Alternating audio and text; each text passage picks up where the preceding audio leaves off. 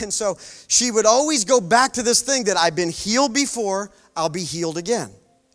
I've been healed before, I'll be healed again. And I was like, okay, well, that's great. So since you've been healed before, you know about healing. So that's a great place to start. We're way ahead of just somebody that's never been healed before. And I thought it was a plus, but I found out that it was a negative.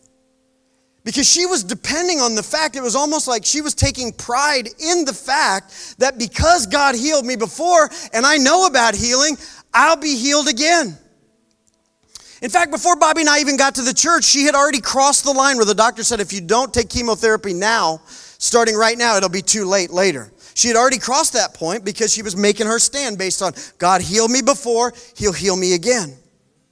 But what was different in her case about being healed now from being healed before is that before it was just an injury. It was just something that happened like happens to all of us in this life.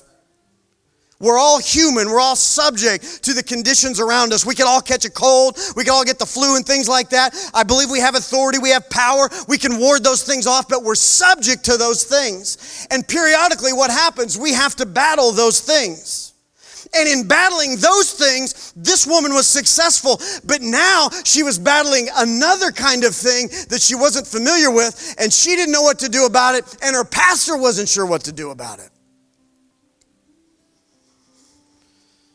So the process of time, skip to the end of the story. This lady died, man.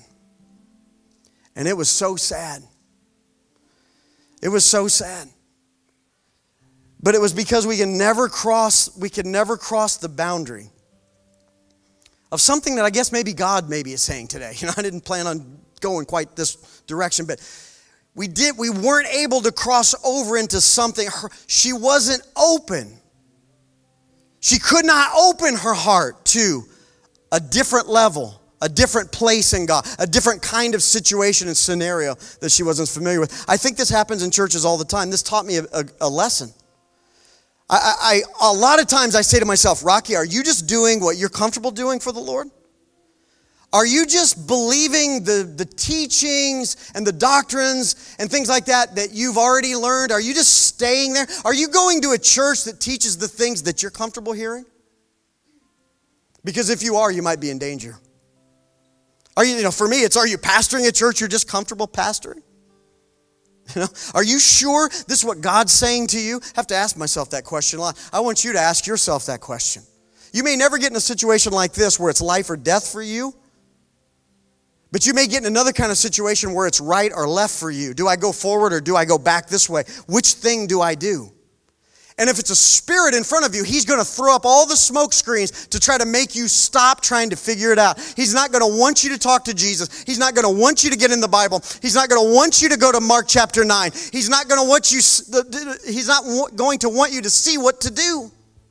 This is all, I think, what Jesus was saying when he said, "Oh, unbelieving generation, you've slipped into a place of not believing when all the time you are believers."